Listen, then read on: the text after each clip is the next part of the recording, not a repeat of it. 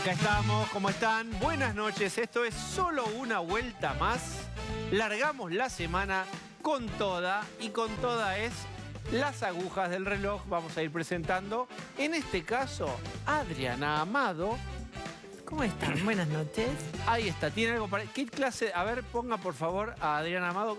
Los esquimales tienen 80 blancos diferentes. ¿Cómo se llama cada blanco del pelo contra el vestimenta? ¿Cómo se llamaría? Esto es off-white. ¿Off-white? Off-white. ¿Y el pelo qué tono es? El pelo es canoso. ¿Qué va a ser? No quiere dar qué número es. Es Susan Sontag. un secreto. Está muy bien. Está Pablo de León. ¿Cómo te va? Está Osvaldo Bazán. ¿Qué tal? Buenas noches. Y está Rolo Barbano. Agradezco la camisa de Bazán que nos avisa que llegó el carnaval. No, la camisa de Bazán anuncia como en Crónica, viste que te ponen falta tantos días para la primavera. Acá soy yo. Me ves y ya viene. Muy Bien.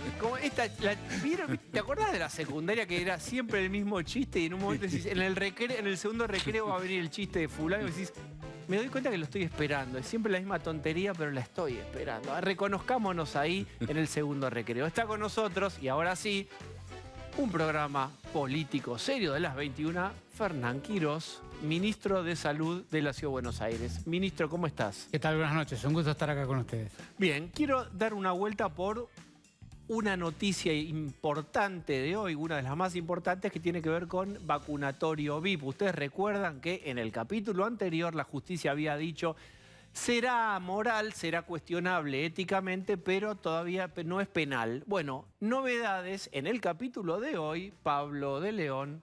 Bueno, nosotros habíamos contado que hay un fiscal, el de la Procuraduría de Investigaciones Administrativas, que objetó que se hubiera cerrado esta causa. Entonces esto recurrió a la Cámara Federal. Cámara Federal, Bruglia, Bertuzzi y Llorens definió que no había méritos para cerrarla y reabrió la causa. Por ejemplo, como preguntas, ¿por qué ellos se vacunaron y millones de ciudadanos no?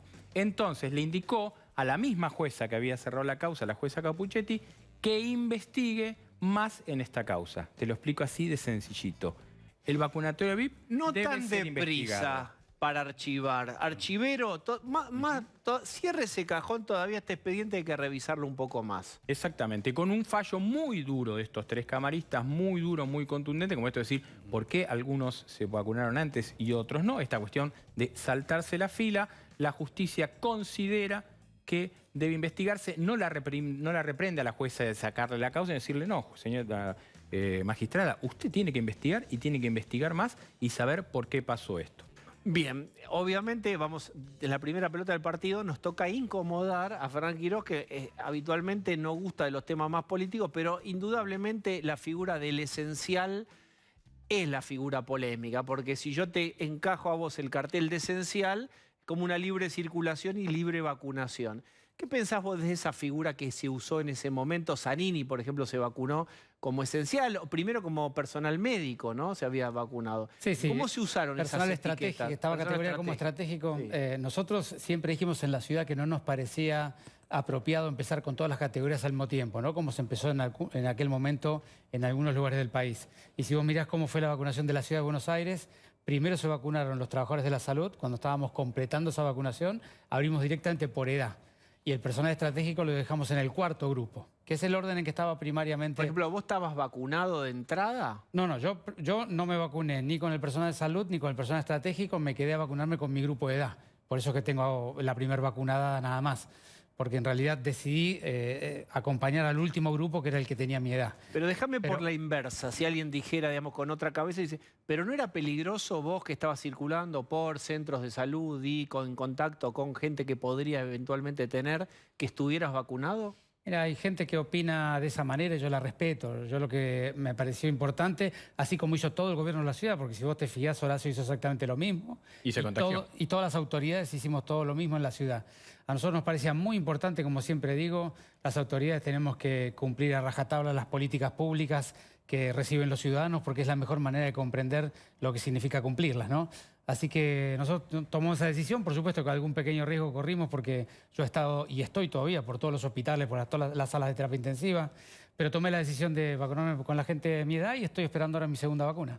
Bien, y a propósito de esto, hubo también novedades, le rechazaron a D'Alessandro, que estuvo con nosotros, Rolo, explícalo vos, esta figura de inconstitucionalidad del DNU. Claro, la forma de defender a su clienta de D'Alessandro en el escándalo de la fiesta en Olivos era inconstitucional el DNU, con lo cual no se me puede castigar, no se puede castigar a la clienta por romper un DNU que no tiene el aval de la Constitución Nacional. Era una vía muy rebuscada y el fiscal Ramiro González, que es quien investiga y lleva adelante esta causa, dijo no, mi dictamen es no hay ninguna duda sobre la validez constitucional del decreto que prohibía las reuniones. Ahora, por supuesto, esto va a tener que avanzar, va a tener que haber más resoluciones, pero ya el fiscal planteó, no voy a frenar la causa por el tema de la eventual inconstitucionalidad del DNU, que lo dijimos acá, era un absurdo, era una locura legal, ¿no? Vos no podés plantear la inconstitucionalidad de la norma una vez que la rompiste. En todo caso, se podría haber planteado con el primer DNU de Alberto, no con todos los que siguieron y no con el que justo vos rompiste. Pero bueno, era la carta de Alessandro, esa carta da la sensación no se va a poder jugar, van a tener que ir por otro lado, que es el de la insignificancia de lo que pasó. Quiero compartir con ustedes un argumento que circula fuerte también, que es, ojo que fue en un espacio temporal, en un momento, fue entrar a sacarse la foto, es el argumento que yo estoy escuchando. Y después se volvió a los cuidados que estaban previstos. ¿Lo escuchaste esto? ¿Lo escucharon? Ventana temporal. Ojo que no fue una transgresión, un continuum de transgresión. Hay elementos objetivos que desmienten eso. Primero, que no solo hay una foto, hay 2 fotos por lo menos y hay 3 videos por lo menos. Digo por lo menos porque quizás haya más. O sea, es una situación prolongada. Pero además de esto, está el registro de entradas y salidas de Olivos, que no habla de un espacio de 10 minutos, de 5 minutos. Es gente que entró sobre las 9 de la noche y se fue ya en la madrugada del día siguiente. Aparte, entonces, hay un elemento que tratar de discutir esto duró muy poquito. ¿Y qué hacían mientras? Pero me parece que, a ver, yo creo que se refieren al presidente, que dado que esto ocurrió, bueno, recuerden que una de las primeras explicaciones de Fabiola armó, que se le armó después al presidente, lío con esto de sindicar a su compañera como la que organizó, pero digo que él fue el que ingresó y salió rápido de la escena. Primero, los otros asistentes deberían confirmar eso con sus declaraciones. O sea, todos declarar lo mismo, que sería... No, Alberto vino 2 minutos, pasó y lo vimos. Hay que ver si todos están cohesionados. Da la sensación que algunos no. Ese es un primer elemento. Digo, están divididas las defensas. No se pero además, y en segundo lugar, perdón, quiero cerrar con esto, Osval. Yo no puedo decir, crucé el semáforo en rojo, pero fueron solo unos metros hasta la Bocacalle y después volví. Ahí hay una reunión de 10 personas, hay una reunión de 10 personas, de los cuales 2 viven en ese lugar, que es la residencia presidencial de Olivo, el presidente y la primera dama. Otras 8 personas, incluyendo una menor, que se trasladaron en un momento en el cual no podíamos circular, salvo para cuestiones de trabajo. Entonces fueron hasta ahí y participaron de una cena. Y creo que las fotos y los videos certifican que estuvieron sentados, porque en una foto se lo ve al presidente sentado delante de su plato, con lo cual eso le pasó a saludar. Permítame.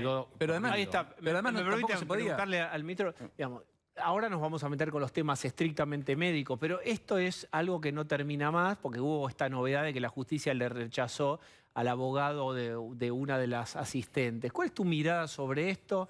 ¿Cuál sería una solución lógica? En el espectro de la oposición hay desde pedido de juicio político hasta miradas un poco más concesivas. Bueno, a mí la verdad que en ese aspecto que me preguntás me cuesta mucho porque no es mi ámbito, ¿no? Sí me parece importante que la justicia se expida y declare con claridad si hubo o no hubo delito y qué tipo de delito hubo, ¿no? Eso es lo que se me ocurre opinar sobre como ciudadano. Ahora, un aspecto que a mí me gusta remarcar mucho y es los gobernantes en estas épocas y sobre todo para gestionar y generar políticas públicas, en particular en la pandemia, hay un instrumento muy poderoso que tenemos para vincularnos con la sociedad, que es nuestra palabra.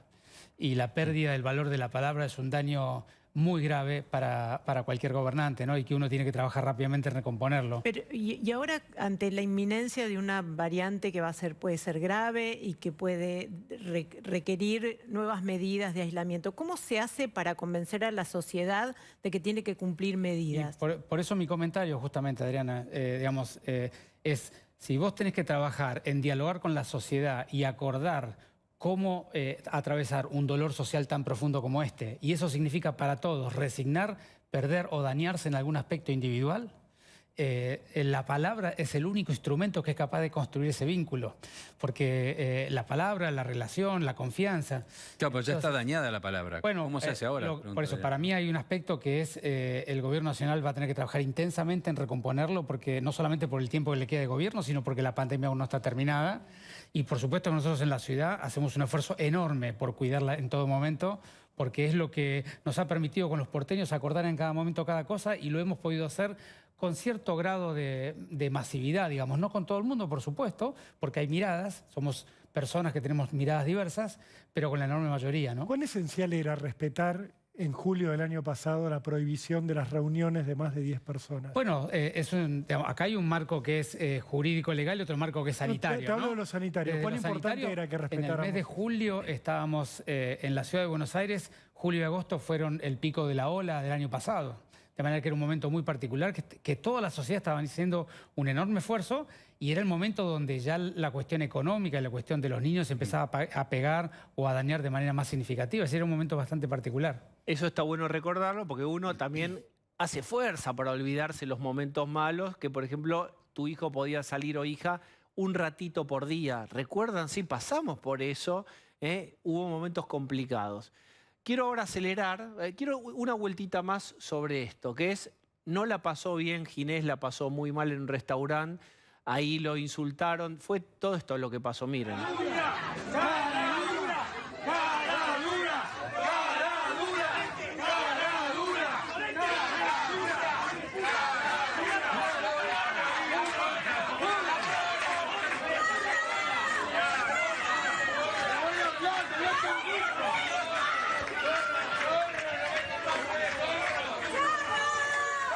Bien, ahí la pasó decididamente mal Ginés, se tuvo que ir. Te pido también una opinión, la sospecho, pero vale la pena que vos des una mirada. Bueno, yo lo he dicho en muchas oportunidades, ¿no? Ginés yo creo que ha tenido dificultades en varios momentos de la gestión de la pandemia, particularmente lo que ocurrió con toda esta situación del vacunatorio VIP y todo lo que ya se ha hablado tanto. Ha sido un daño no solamente a su propia imagen y carrera, sino un daño a la credibilidad de la campaña vacunatoria de la Argentina, de manera que ha sido significativo. También me parece importante decir que él ha sido un constructor de equipos sanitarios en la Argentina muy significativo, tal vez el más significativo de los que está vivo en este momento. Y bueno, él mismo está sufriendo, digamos, la opinión pública de las cosas que ocurrieron durante su mandato, digamos, estuvo a cargo del ministerio. A mí verdaderamente me da mucha pena. Yo hubiera querido ver la trayectoria de un sanitarista de tanta historia de otra manera diferente a la que vimos, pero está todo a la vista y cada uno expresó su opinión, ¿no? ¿A usted le pasó algo así? Cuando va a un lugar público, ¿qué No, decididamente no, decididamente no. No es lo que me pasa a mí en público. Bien, avancemos. Se va a votar en 2 semanas, casi exactas, va a ser por un día el domingo, ¿no? ¿Cuáles son las recomendaciones o los protocolos para la gente que va a ir a votar? Bueno, ahí es muy importante decir que nosotros hemos estado trabajando muchísimo y hemos hecho un trabajo colaborativo con la jueza Servini de Cubría y con todos los responsables de diferentes ámbitos de gobierno en términos del acto eleccionario, ¿no? Y hemos tomado una serie de medidas para darle seguridad a la gente que pueda votar de manera segura. ¿Qué vamos a ver? Todo el mundo sabe. ¿Qué vamos a ir viendo? Lo primero es, hemos pasado de algo así como 750 escuelas o lugares de votación a 1030. Es decir, que lo primero que va a ocurrir es que se va a ampliar muchísimo los lugares de votación para que no haya tanta gente en cada lugar, pero atento para todo el mundo, fíjense dónde votan, porque probablemente no voten donde estaban habituados a votar. Este es un dato fuerte, ¿eh? Uno va medio ya por costumbre a la misma escuela, no podría no ser así. No hay que ir por costumbre, hay que fijarse y además hay que ir con no solamente con la mesa donde votan, sino también con el número de orden. Cuanto más ordenado sea la información que uno lleva, más rápido va a ser el acto eleccionario. Eso es por un lado. Por el otro lado, se ha organizado un sistema de aproximación a la escuela y de colas, de tal modo que dentro de los lugares cerrados no haya gente y las colas se hagan todas en lugares abiertos. Escuela por escuela se ha hecho un plan adaptado a la disposición física de cada lugar. Lo tercero que hemos implementado, que hemos construido como propuesta es 48 horas antes del acto eleccionario le vamos a ofrecer el testeo a toda persona que trabaje en el acto eleccionario durante todo el día. De modo que toda persona que esté en la escuela durante un tiempo, que no solo que vaya a votar, sino que se quede a trabajar allí, ya sean autoridades de mesa, gente de vigilancia, de seguridad, de limpieza, todos los que estén en la escuela van a estar testeados de tal modo que todos estemos tranquilos como es un lugar donde la gente está testeada y segura y además los que comparten ahí todo el día no se contagian entre sí. ¿Cómo tienen que hacer esas personas para hacer? Bueno, nosotros, la jueza está enviando ahora un comunicado ofreciéndole los días, horarios y lugares y nosotros vamos a poner un sistema de turnos que garantice 100.000 testeos para que todos puedan testearse. Hay gente que le llega la carta de que tiene que presentarse de presidente de mesa o lo que sea y se puede resistir porque tiene comorbilidades o algún factor de riesgo. ¿Eso es un argumento para no ir? Con honestidad lo desconozco, Diego. No conozco el detalle porque ese es un tema más de la jueza, no lo conozco. Yo lo que he estado trabajando mucho es en el plan de voto seguro, ¿no? Con los votos, pero no conozco quiénes tienen obligación y quiénes no. Correcto. Te quería preguntar por los adultos mayores a la hora de ir a votar. ¿Van a tener algún cuidado especial porque son los que más temor tienen y con razón, ¿no? Continúo. La otra cosa muy importante es que todas las personas con 70 y más años o con limitaciones significativas que le hagan difícil ir a votar van a tener prioridad durante todo el acto eleccionario. De las 8 de la mañana a 6 de la tarde, cada persona con 70 o más años que llegue automáticamente va a pasar la fila y va a ir a votar directamente para que esté en el menor tiempo posible en las colas o en el proceso de eleccionario. ¿Me permitís? Quiero aprovechar, pues siempre le hago alguna pregunta política para ver si lo incomodo un poquito. Sí. Va a ir a votar a La Paso, me imagino, obviamente. Sí, claro. ¿Dónde vota? Bueno, yo voto en la provincia de Buenos Aires. ¿Tiene decidido a quién va a votar? Sí, claro. Sí, digamos, en la provincia de Buenos Aires yo voy a votar por Diego Santilli porque es una persona con una experiencia, una trayectoria y una convicción, una capacidad de trabajo enorme, ¿no? Y si estuviera en la ciudad, desde ya que votaría con María Eugenia con las dos manos, ¿no? Porque es una mujer que desde mi perspectiva, vos sabés que yo trabajé 2 años con María Eugenia en la provincia, claro, ayudándola en un proyecto de Ambas Salud, un proyecto que fortalecía el primer nivel de atención en el conurbano bonaerense. Y es una mujer realmente extraordinaria, que combina una sensibilidad y una empatía social muy significativa, con una convicción y una capacidad de sostener las discusiones que hay que sostener de manera realmente impecable. Así que por ambas cosas, a ambos yo los votaría. Voy a estar solo votando a uno, pero lo hubiera votado también a ella. No y además, le incomodaste, Pablo. Tenía ganas de hablar de eso. No, entonces yo aprovecho y pongo un ladrillito más a la torre en este sentido. La atacaron muchísimo a Vidal por el sistema sanitario. Han dicho frases, dejó destruido el sistema sanitario de la provincia. Fíjense cómo... ¿Qué pensás vos? ¿Cómo estaba y cómo quedó, ya que estuviste ahí, ese sistema? Digamos, esas afirmaciones que vos hiciste son totalmente inexactas. El sistema público de salud... No son mías, por supuesto. No, claro, pero lo aclaro porque conozco bastante, estudié muchísimo durante años el sistema público de salud de la provincia de Buenos Aires, particularmente el que conozco en detalle es el del conurbano bonaerense, los 40 municipios del conurbano, conozco uno por uno, los he visitado a todos. Digamos, el sistema público de salud de la provincia de Buenos Aires es un sistema que tiene muchas dificultades operativas, más allá de la infraestructura que también las tiene y de la necesidad de mantener una cantidad y condiciones de trabajo de los recursos humanos. Más allá de todo eso, tiene un problema severo con el sistema de hospitales, que algunos dependen del gobierno nacional, otros dependen de la provincia, otros dependen del municipio, y la coordinación entre todos y el primer nivel de atención es muy compleja.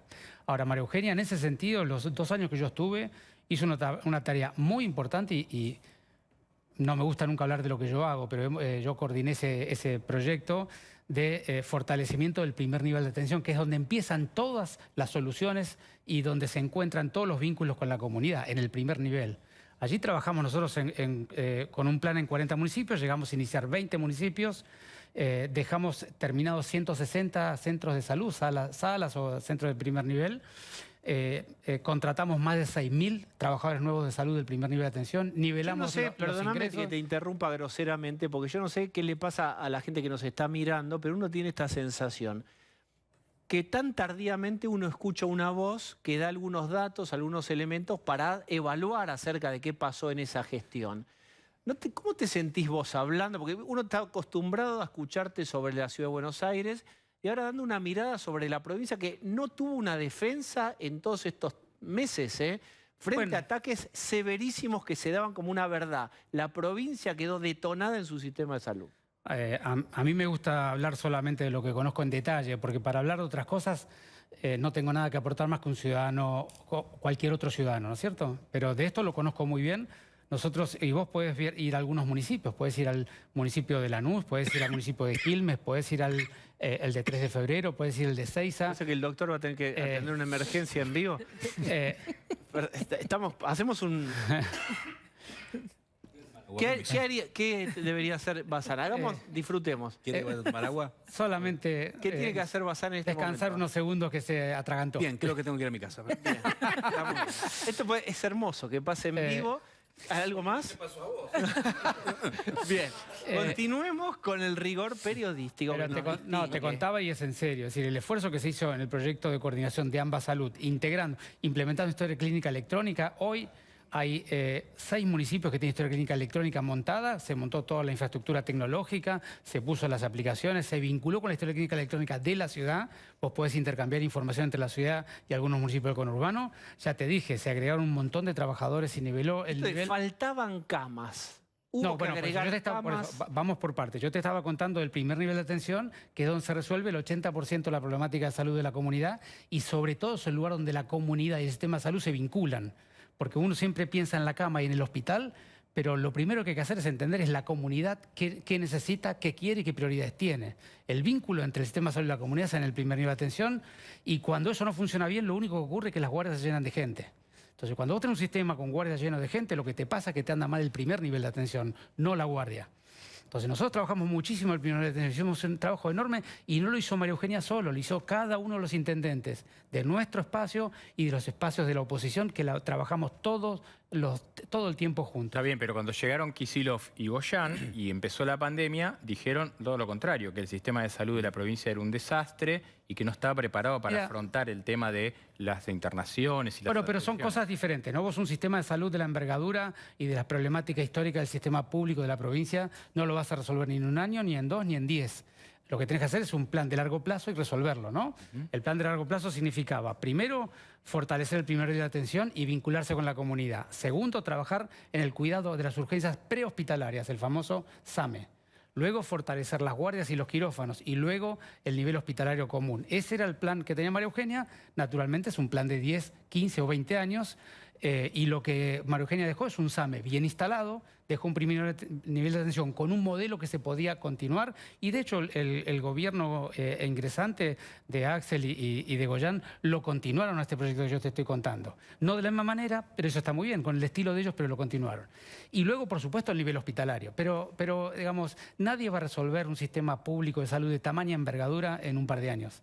Lo que hay que hacer es definir un sentido claro, entender la salud como una integralidad que empieza en la comunidad, continúa en el primer nivel y luego hacia los niveles de complejidad creciente, la articulación entre el municipio y la provincia, y la articulación de la provincia con la Ciudad de Buenos Aires y la nación. Todo eso era parte del plan que estaba allí. Una rara es que uno tiene la sensación de que en general la política, no voy a hacer una generalidad, pero no come la comida de su propio restaurante. Vimos en los últimos años dirigentes importantísimos de nacionales y populares que después eran 210, 410 y no quiero dar nombres de los hospitales más caros, de las clínicas, sanatorios más importantes. ¿Ahí hay algo para reflexionar? Yo creo que lo importante es entender que el sistema de salud de la Argentina requiere una replanificación de largo plazo y una replanificación que signifique cada una de las competencias, capacidades y valores y talentos que tiene el sistema en el lugar público, en el sector público, en el sector privado. Pero debería tener, digo, es como, den el ejemplo, vos me predicás del Estado presente, atendete en el hospital del Estado presente. Pero, ¿o es algo medio demagógico lo que estoy planteando? No, tampoco demagógico. Me parece que no agrega valor ese debate, y te explico por qué. Yo siempre insisto en esto. Hay un presupuesto que tiene la Seguridad Social para hacerse cargo del cuidado de la salud y la enfermedad de las personas que se cubren la Seguridad Social. Hay un presupuesto en los prepagos para ocuparse también de ello. Y hay un presupuesto en el público para aquellas personas que no tienen un trabajo formal y por lo tanto no tienen Seguridad Social o tienen un prepago. Entonces, no es una cuestión de cualquiera use el presupuesto de cualquiera. Los presupuestos están seteados para atender a un grupo de personas. Lo que hay que ver acá es la equidad del sistema. Es decir, si esos 3 presupuestos son equitativos y si la calidad de servicio que reciben cada uno de esos 3 grupos son similares. Y para eso hay que integrar mejor y articular mejor los subsistemas. Sí, ¿tenés algo? Una cosita que tiene que ver con esto. Se habla mucho de todo lo que la preparación que hubo que hacer en el sistema de salud para el COVID va a dejar finalmente después de la pandemia. O sea, la mayor cantidad de camas, de salas y todo eso. Pero ¿qué es lo que la pandemia dañó del sistema sanitario? Si es que hay algo. Bueno, lo que dañó es que ha tenido a los trabajadores de la salud bajo una tensión y un dramatismo muy duro y muy prolongado. Ha habido mucho dolor, de a ratos miedo, de a ratos cansancio, dificultad, y algunos los hemos perdido. Es decir, que el dolor ha sido muy grande en el sistema de salud, tanto público como privado. Okay. Pero a mí me gusta rescatar que de esa adversidad estamos construyendo un sentido, una mística en el sistema público de salud que yo lo valoro mucho y agradezco a todos los que están trabajando allí, porque de ahí va a surgir el proyecto de largo plazo que vamos a construir. Bien, muy cortito, casi en forma de ping-pong. Red Vacuname dice, la primera dosis ya está, la segunda, adolescentes, jóvenes, niños con comorbilidades. Sí. Ya estamos en fecha de la segunda. ¿Nos van a llamar? ¿No nos van a llamar? Por supuesto. Mañana martes se cumplen 28 días de la primera dosis y el miércoles empezamos la vacunación. De hecho, están mañana enviando las invitaciones para los que se vacunaron el primer día. El día miércoles se puedan vacunar, los del segundo día el jueves se vacunen. Miércoles, jueves y viernes vamos a estar vacunando a todo el grupo inicial, que son unos 14.000 adolescentes que se vacunaron los primeros 3 días, y luego la semana siguiente, porque hay algunos que se vacunaron una semana después. Nadie quiere hablar de tercera dosis porque hay gente que no tiene ni la primera. Si llega Delta, ¿va a hacer falta dar una tercera dosis? Digo cualquier cosa al azar. A los que tienen 2 Sinopharm, por ejemplo. Mira, al día de hoy la información científica no es contundente sobre a quiénes y en qué momento dar una tercera dosis. Como bien decís vos, lo que nosotros tenemos que hacer ahora es dar la segunda dosis, ¿no? A los porteños, vos recordá que nosotros hemos vacunado 71% de los porteños, que es el 92% de los mayores de 18 años, los que se podían vacunar. El 92% ya recibieron su primera dosis.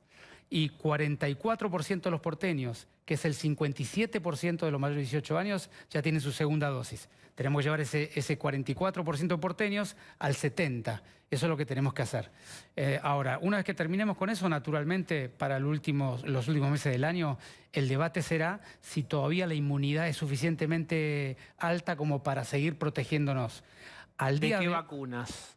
Bueno, vos sabés que ahí hay un tema técnico que es muy largo, pero las vacunas de ARN mensajero, Pfizer y Moderna, así como han demostrado ser muy eficaces, también están demostrando ser de un poco más de corto tiempo de sostenibilidad de la inmunidad. Aparentemente las vacunas que están basadas en vectores virales tienen un poco más de duración. Eso lo iremos aprendiendo semana a semana o mes a mes de lo que queda. Fernán Quirós, muchísimas gracias. Por favor, gracias a ustedes. Bien, yo pienso que puede sonar el teléfono. ¡Aló! Queremos comer, queremos comer, queremos comer, queremos comer, queremos comer, queremos comer, queremos comer.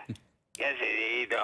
Yo estoy bien, ¿y usted? Bien, estoy acá en lo de mi abogado. ¿Por qué? Estamos redactando un amparo para que se me permita comer afuera. Un amparo para comer afuera. Sí, porque es una injusticia atroz lo que están haciendo conmigo. Un acto de discriminación total. Si no me dan bola, aviso que me voy a encadenar en la puerta de Siga la Vaca. Yo esta se la sigo hasta el final, me harté de ser bueno. Como decía mi amigo Scioli, con la comida no se jode, ¿viste? Además, escuchamos una cosita. ¿Qué se piensa que soy? Francis Malman. Yo no prendo el horno de la época de la facultad, Diego. No sé hacer ni un huevo duro. Hace 50 años que desayuno, almuerzo y ceno afuera. La época que estuve en Chile, embajador. Oh, ¿Qué se comía rico ahí? Lo que era la recepción. Los choritos, las cosas, mejillones. Camarón, salmón. Qué lindo. Pero bueno, si quieren, aplíquenme el método talibán, péguenme un tiro en la rodilla, córtenme una oreja, hagan lo que quieran, pero obligarme a comer en casa, no. Ginés, cuando uno está muy nervioso y necesita tranquilizarse para dormir, a veces hace una visualización e imagina una escena que a uno le dio mucha paz, mucha tranquilidad. ¿Cuál es una escena que usted cierra los ojos y dice, estoy ahí, y se serena y baja y se puede dormir? A ver. La panera. El olorcito de la panera, el rulito de manteca que te traen los mozos, los grisines, los pancitos de salvado. ¿Y a usted le gusta más la mantequita que ya viene en rulo o la cuadradita que tiene que abrir? La cuadradita que no podés ni abrir el paquete, ese que está todo pegado. Sí, esa. No, el rulito. ¿El rulito? Eso bien de Edelweiss, ¿viste? Sí. ¿Cómo se perdió la mística de... Y todo el mundo soñó con tener el aparatito para hacer el rulo. Qué lindo eso. Y también a veces te traen las berenjenas. Ah, sí, la berenjenita. Un poquito de ajito y la copita de limonchelo al final. Piedad, por favor. Piedad, bueno. Encima están cancelando vuelos porque si no me iba unos días a Madrid, que allá Huguito Sigman tiene parrilla y horno de barro. Pero ¿cómo hago? Me llegan a emboscar esta vieja en Ezeiza y no la cuento. ¿Viste cómo gritan? Dan miedo. Cara dura, cara dura. Se te van acercando, son como los Walking Dead, te la regalo. Tengo más hambre que el del spot del asado, es un drama eso. Gracias, Ginés, muchas gracias. Un abrazo, chicos, chao. Gracias. Adiós, chao. Bueno, recibimos más visitas. Está Gustavo Marangoni. Hola, Gustavo, ¿cómo estás? Buenas noches a todos. Bueno, el país, Argentina, instrucciones de uso. ¿Por dónde largaría? Digamos, hablemos de este momento del gobierno. Te llama un amigo del extranjero que siempre obliga a esa síntesis. ¿Viste? Cuando te llama alguien del exterior y si vos te quedas en 3 párrafos a acomodar una explicación de en qué está tu país o este gobierno. Cuéntele a su amigo extranjero o amiga en qué está el gobierno de Alberto Fernández.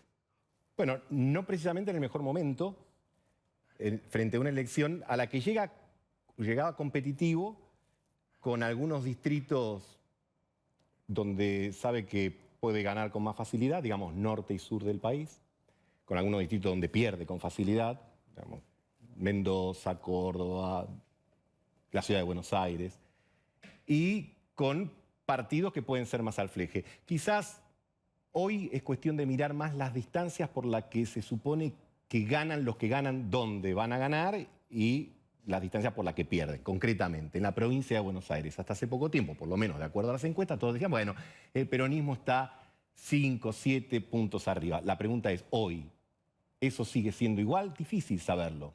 Difícil saberlo por muchos motivos. En primer lugar, porque hay mucha gente que todavía no se decidió. En segundo lugar, porque hay mucha gente que se decidió y cada vez es más remisa a contestar encuestas. No le gusta. ¿Por qué? Porque no le da tanto interés como le podemos dar nosotros. Hay gente que resuelve su voto, y no es poca, faltando horas para la elección. Pero digo... Es más, perdóname, hablé con gente, sociólogos que están haciendo focus group, y te dice que todavía, no hoy, pero sí el viernes, la conversación la mantuve, me dice, mira, todavía el viernes hacíamos focus group y mucha gente que estaba ahí te decía, ¿otra vez hay que votar? ¿Cuándo? ¿Para qué? Y las personas que coordinan el focus group dicen, bueno, septiembre, las paso, y no estamos hablando, por supuesto, del porcentaje. ¿Cómo no les importa lo que hablamos acá todos los días? Qué herida narcisista tremenda. Hay gente así. Pero digo, no todos tienen el mismo modo de vincularse con la política y bueno, habrá que ver. Por eso... ¿Notás apatía? ¿Notás esto que también a la oposición le preocupa porque si gente que podría ir a votarlo se queda, el votante más duro, peronista, kirchnerista, va a ir y va a apoyar y el otro voto más blando... Por ahí no, ¿notás esto? Apatía, escepticismo, nada va a cambiar, mi voto... ¿Viste esta frase de mi voto no va a cambiar nada? Diego, hay una percepción que puede ser personal y subjetiva, pero también hay datos específicos. Ya tenés 5 golondrinas. Una a lo mejor no te hace verano, pero 5 tenés que empezar a sospechar. ¿Cuáles son? Río Cuarto, Misiones, Salta, Jujuy, Corrientes. Ayer en Corrientes hubo un porcentaje de participación que osciló alrededor del 70%, pero era una ejecutiva. En las otras legislativas, en todas, sin excepción, hubo menos del 70%, entre el 60 y el 70% de participación, que es menos que el promedio de las últimas 2 pasos para legisladores. Me refiero a la del 2013 y a la del 2017. Pero además también tenés en casi todos los distritos más porcentaje de voto en blanco del que hay tradicionalmente. Algunos te dicen, che, ¿pero qué es? ¿Un 2001? No nos vayamos tampoco al pasto. Pero digo, evidentemente hay señales de que hay algunos que, iba a decir, algunos que no tienen la frecuencia debida. La pregunta es quiénes son, en realidad, los votantes o los candidatos. Ahora ¿no? va Pablo. Los candidatos. Te traen los análisis de laboratorio, que son que hay más voto en blanco. Sí. Y yo te tiro esto y te digo, doctor, ¿qué quiere decir este laboratorio? ¿Qué tengo? Y yo te diría que ese doctor te va a pedir otros análisis. Te digo por qué. Si vos ves los indicadores macro de la Argentina, lo que ustedes analizan a diario, inflación, pobreza, empleo, todo decís, es muy difícil encontrar un oficialismo que llegue con indicadores tan malos, con la fotografía tan mala respecto de los indicadores centrales. Dato de la realidad. Es decir, el salario en dólares, que es, de alguna manera, los argentinos vivimos, pensamos, soñamos en dólares y las cosas andan bien cuando el dólar está más cercano y anda mal cuando el dólar está más lejano. Ahora, también es cierto, y ahí el doctor te diría, mira, te voy a leer el hematocrito, el glóbulo blanco, pero además te voy a pedir un ecocardiograma o lo que fuere porque tengo que combinar estudios.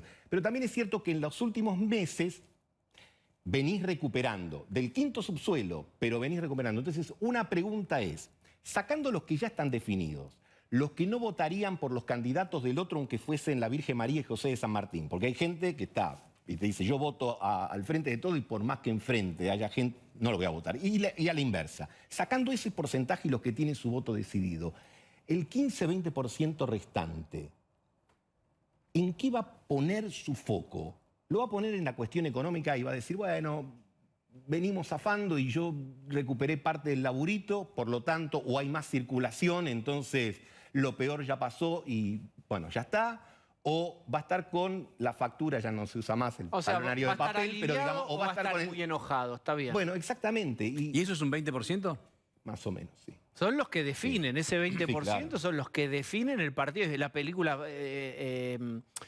la de Woody Allen, de la pelotita de un lado. Claro, pero ahí aparece al otro, el elemento. es eso. Ahí aparece el elemento que hemos también hablado nosotros y que esta sí creo que excede, porque yo no creo mucho en las encuestas y en el modo de encuestar, fundamentalmente, pero sí la foto de Olivos y el video de Olivos, todos coinciden en que se vio en todos lados. No se vio nada más que en los programas políticos, se vio en todos lados. Y ese elemento, ¿cuánto puede pesar en la elección? ¿Por qué fue, digamos, dañino en términos electorales, al margen de otro tipo de consideraciones? Había un maestro de todo esto, que era More Araujo, que tiene varias obras escritas, había escrito muchas cosas, y tiene 2 tomos que llama El poder de la conversación. Y en esencia, obviamente que no voy a contar 2 tomos, pero lo que decía Manolo es, cuando un tema genera conversación, cuando vos vas a la farmacia, al supermercado, cuando estás en una reunión familiar, y gente que habitualmente no habla de eso te dice, che, ¿viste tal cosa? En este caso, la foto de Olivo, decís, la bala entró. Sí, y además... ¿Y lo viste Manolo, eso? ¿Se habla? Sí, claro. Sí. A ver, tuvo un corte transversal. Claro. Y, a ver, por supuesto que muchos votantes del Frente de Todos también reaccionaron indignados, pero no van a dejar de votar al Frente de Todos por eso probablemente. Pero hay otros que justamente, digamos, cuando vos tenés que ir a pescar fuera de la pecera, ahí sí te interesa, porque decís, yo quiero ver ese... Ahora se habla de voto blando, además de indeciso, decís, bueno, que el indeciso es el que no tomó una decisión, pero el voto blando es el que a lo mejor te dice, bueno, yo voy a votar por Diego, pero si aparece alguna información adicional que a lo mejor no sabía, te dice, Pero no. Justamente, More Araujo escribió esa obra mucho antes de que la conversación se expandiera a las redes sociales. Digo, Sí. Me parece que ese factor, que además fue el que hizo circular esa foto, el que está haciendo que cambie mucha de la información que antes quedaba en la comunidad, ¿no crees que va a tener un impacto mucho mayor que el que estima estas tendencias generales? Impacto tiene seguro. Yo lo que no me animo yo es a ponerle número. Ahora, claro. Vamos por el razonamiento, digamos, más simple. ¿Suma? No suma. ¿Es neutro? No, neutro tampoco es. La pregunta es, ¿resta cuánto? Y te diría, pensando achicando el zoom, te diría, bueno, no hablemos de la Argentina, hablemos de la provincia de Buenos Aires. Y dentro de la provincia de Buenos Aires hablemos de la primera sección electoral. ¿Qué es la primera sección electoral? Son los municipios que están al norte de la ciudad de Buenos Aires, norte-oeste. Digo, Vicente López, San Isidro, Tigre, Campana, Merlo, 3 de Febrero, Morón. Yo te diría, ahí mete el zoom. ¿Por qué? Porque la provincia de Buenos Aires, que siempre se dice, la madre de toda la batalla, vamos a caer en el lugar común, en realidad son 3 tercios. 1/3 del padrón es la tercera sección electoral, donde en general el peronismo gana siempre, y de hecho Aníbal Fernández en el 2015 le ganó a María Eugenia Vidal. Ahí te diría, es muy difícil. Bueno, Lanús está Grindetti, que hizo pie. Sí, está bien, para encargo ejecutivo, pero lo que digo es que en general la tercera sección electoral suele ser una ciudadela bastante inexpugnable. De todas maneras, hay que ver la distancia. La primera sección electoral es casi otro tercio del padrón. Entonces, ahí, si la diferencia que hiciste en la tercera no es tan grande, la verdad, con el interior, que en general las grandes ciudades, Mar del Plata, Bahía Blanca, La Plata, suelen votar por candidatos de Juntos, Juntos se llama ahora, digamos, Juntos por el Cambio, digamos, bueno, entonces, el tema es, yo creo que vamos a estar frente a una guerra interpretativa total la noche del 12 de septiembre, porque cada uno va a tener argumentos para decirte por qué ganó. Sí, pues el gobierno no, gana por poco, va a decir, a pesar de pandemia, de la foto, claro, de todo eso que nos pasó, ganamos. O sea, somos Terminator. Siempre vamos a revivir. Lo que sea. Ahora, entró otro jugador a la cancha en las últimas 24 horas, que es Sabina Frederick, diciendo, en una entrevista, hablando de la inseguridad, diciendo, bueno, para buscar un lugar más tranquilo, váyanse a Suiza, pero es más aburrido. Y de alguna manera puso en la cancha el tema inseguridad, puso en la cancha el tema de cómo está el conurbano. ¿Eso te parece que puede jugar en la elección o ya es una situación aceptada, si se quiere, una resignación que tiene el bonaerense con ese tema? Resignación no, lo que pasa que ahí, digamos que está la contrafigura de la ministra nacional, que claramente es el ministro provincial del área, que tiene un discurso y te diría es, en términos de seguridad, más hábil declarante. ¿Quién? Verne. Sergio Verne. Totalmente. ¿A qué nos referimos exactamente lo que dice Rolo? A lo siguiente, miren. Nos vamos a vivir a otro país, porque no creo. No, porque yo creo que en otros países, Suiza podría ser, seguramente es más tranquilo. Seguramente. También es más aburrido. Sí. Eso yo viví en Holanda y eso dicen, inclusive los holandeses. Está bien, pero entre aburrido y que me maten. Sandra, hay que tratar de hacer de este país el mejor país posible. Estamos trabajando para eso. Bien, ahí está. Digamos, yo quiero englobar supongamos que hay un frasco con malas frases de dirigentes importantes del oficialismo. ¿Impactan? Esta me parece que... La de Alberto con la profesora del otro día en el colegio de Ciudad Evita. Sí, en el caso de la del presidente, sí, primero porque es el presidente. Segundo, porque también creo que son esos temas que generan conversación. Cuando uno ve un docente en una actitud muy poco docente, y acá reacciono como docente, digamos, ¿no? Digo, hace 30 años que uno se dedica a eso y en general el tema del respeto al alumno, etcétera, es como un valor muy preciado. Entonces, cuando uno ve eso, impacta que diga que una profesora tiene ese manejo, etcétera, por más que después algunos quieran interpretar. Entonces, que el presidente plantee el tema de un debate en eso, es la palabra presidencial, que de hecho viene ya con problemas. Digamos, yo creo que el presidente... ¿Por qué tienen tantos problemas para comunicarse? Me permiten, es una buena pregunta, pero merece un corte. Vamos a poner el señalador en el libro, vamos a hacer la tanda y contestamos eso y varias cosas más. Dale, tanda.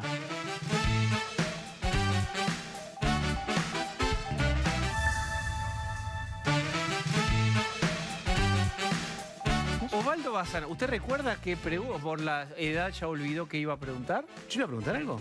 Nada. ¿Qué es esto? Avancemos esto. A ver, yo lo que digo es, analizábamos recién la frase, vos le preguntabas, no, ahora ya pasó. Le digo, una cosa es lo que pueda decir el presidente sobre una maestra maltratando a un alumno. Otra cosa es la ministra de Seguridad, como recién decía él, riéndose de que es menos aburrido Suiza cuando la inseguridad es un drama. Y otra cosa es Lo de Tolosa hablando de Garch, que no influye en nada, no cambia nada, es casi una humorada. Digo, me parece que hay frases y frases que juegan, por eso insisto en lo que decía antes, le preguntaba antes a Gustavo, es lo del presidente con la maestra, me parece que tiene que ver un peso enorme en un país donde las clases hasta en la provincia recién la semana que viene se van Eso a le preguntaba normalizar. justamente, ¿por qué el presidente dice todas estas cosas y da tantos traspiés en su comunicación?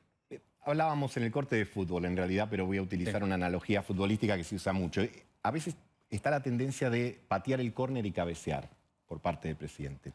Pero el propio presidente dijo hace 2 o 3 semanas que él estaba en contra del coacheo, ¿no? Como de la idea del entrenamiento, de la idea del entrenamiento, etc. Él lo decía como un mérito, como una suerte de crítica a los políticos que se entrenan en eso, porque aparentemente les quitaría espontaneidad o sinceridad.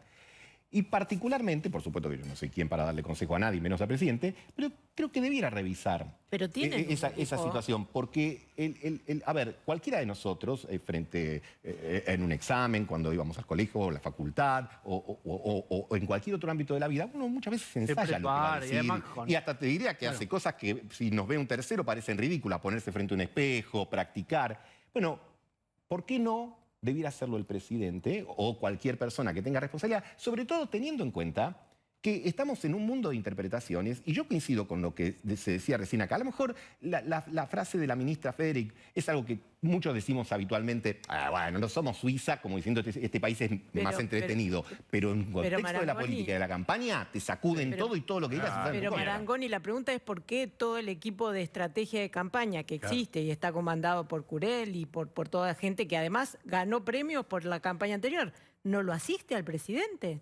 Porque todas las personas que trabajan para el presidente trabajan de acuerdo a lo que el presidente les pide, a este y a cualquiera. Así que si el presidente dice, dejen que yo me arreglo, o vos te enterás siendo parte del equipo que salió a las 7 de la mañana y dijo tal cosa, tarde, como ya está. Mira que te pregunto en 20 segundos, ¿gana por poco, gana por mucho o pierde el gobierno? ¿Cambia el rumbo, el destino hacia donde quiere ir Cristina y Alberto Fernández? No sé si es el mismo. ¿Va a cambiar sustancialmente? A mí me parece que no hay ningún resultado per se que cambie sustancialmente. Ahora, sí creo que en noviembre va a haber que estar muy atento a lo que suceda con la economía, y particularmente yo ahí estaría viendo más qué es lo que está pensando la vicepresidenta. ¿A qué te metes? No dejen con esta intriga, te vas a ir así. ¿A qué te refieres? Me refiero concretamente si queda un ministro Guzmán como está ahora, digamos, semi-empoderado, o un ministro empoderado, o un ministro menos empoderado que el de ahora. ¿Pero para hacer qué? ¿Un ministro es un instrumento para qué? Es que es una gran pregunta. Lo que pasa es que en pocos segundos es difícil sintetizarlo. Yo te diría, en la Argentina vivimos en una suerte de perpetuo presente. Y la economía está pidiendo, no solo la economía, pero estamos hablando acá de economía, está pidiendo algún tipo de definición respecto de un futuro de 1 o 2 años. Gustavo, gracias. Vos pedís futuro, luces largas. Usted pide mucho. Este auto tiene luz corta y así manejaremos. Tanda.